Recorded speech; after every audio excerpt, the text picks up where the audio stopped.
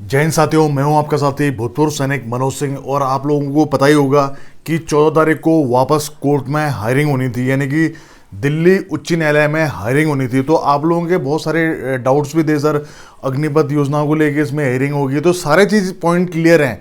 चाहे अग्निपथ योजना भर्ती प्रक्रिया हो, उसको लेके जो जिन लोगों ने भी मतलब अपनी याचिका दायर की थी उस पर भी सुनवाई हुई है, पूरी बहस हो चुकी है। और जो पेंडिंग भर्ती प्रक्रिया थी उसमें भी चर्चा हो चुकी है। साथ ही जिनके रिटर्न एग्जाम पेंडिंग थे उसमें भी चर्चा हो चुकी है। एयरफोर्स एनरोलमेंट को लेके भी चर्चा हो चुकी है। तो पूरी जो इसमें क्या हो चुका है, चर्चा हो चुकी है। अब जो मेन मुद्दा है अग्निपथ वाला, तो अग्निपथ वाला जो जिनके पहले यानी कि जिनके पहले जो सामान्य सेना भर्ती प्रक्रिया थी तो उनको ख़त्म, जिनके मतलब कि रिटर्न एग्ज़ाम उनके बाकी थे, तो उनको लेके भी सरकार ने ये दिया था कि कोरोना की वजह से हम वो भर्ती प्रक्रिया करा नहीं पाए। और हमारे दिमाग में ये चीज़ अग्निपथ योजना थी और ये पूरी तरह तैयार हो चुकी थी, लेकिन उसको हम सही टाइम पे लागू नहीं कर पाए कोविड की वजह से। उन्होंने हर जगह कोविड का ही उन्होंने जो सहारा लिया है। अब इस पे जो फैसला आना है वो फैसला आना है आपका, तकरीबन जहाँ तक हमारे सूत्रों से हमें पता चल रहा है वो आएगा शायद जनवरी तक में, क्योंकि अभी 22 तारीख से कोर्ट बंद है 3, तो इसका जो फैसला है वो आने की उम्मीद है जनवरी में। अब फैसला क्या आएगा, मैं आप लोगों से मतलब आपको क्या लगता है कि क्या आप लोगों के हक में आएगा या नहीं आएगा, उससे पहले दिल्ली हाईकोर्ट की टिप्पणी है, आप लोग स्क्रीनशॉट देख सकते हैं, जिसमें लिखा है अग्निपथ योजना स्वैच्छिक, जिन्हें दिक्कत है वो शामिल ना हो। दिल्ली हाईकोर्ट की दो टूक, यानी कि दिल्ली हाईकोर्ट है बिल्कुल दो टूक बोलते हैं कि अग्निपथ जो योजना है वो स्वैच्छिक है। अगर आपको जिन्हें दिक्कत है, यानी कि अगर किसी को अग्निपथ योजना से दिक्कत है तो वो शामिल ना हो।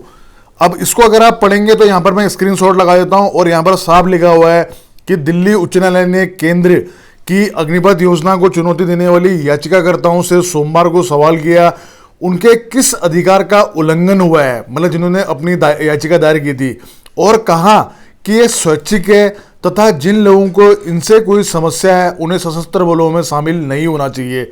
और दूसरा उन्होंने बोला है कि उच्च न्यायालय ने कहा है कि भर्ती के लिए अग्निपथ योजना थल सेना, नौसेना और वायुसेना के विशेषज्ञों द्वारा बनाई गई है और न्यायाधीश सैन्य विशेषज्ञ नहीं है।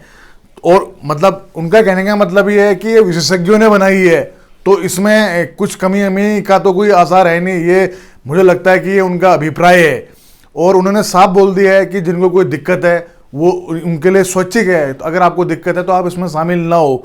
तो इसका आप लोग क्या मायने निकालते हैं, आप लोग इसको लेकर आप लोग क्या सोचते हैं?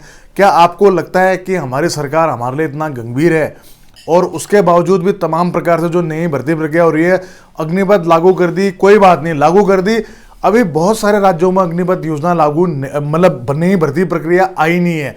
अब जो ये समय गुजर रहा है, ये समय नहीं गुजर रहा, बहुत सारे लोगों बच्चों के एज गुजर रही है।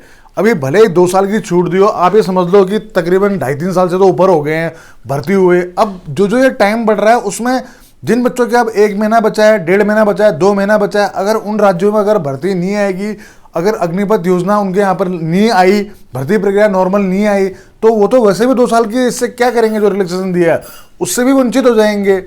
तो सरकार को भले ही जब तक इसका रिजल्ट आए तब तक सरकार को जहाँ जहाँ भर्ती प्रक्रिया नहीं हुई है अग्निपथ की, वहाँ पर कम से कम ऑनलाइन फॉर्म तो अप्लाई कर देना चाहिए, ताकि जो बच्चे हैं उनकी जिनकी एज उनकी ऐसे न चली जाए कि इंतज़ार में उनकी एज निकल जाए।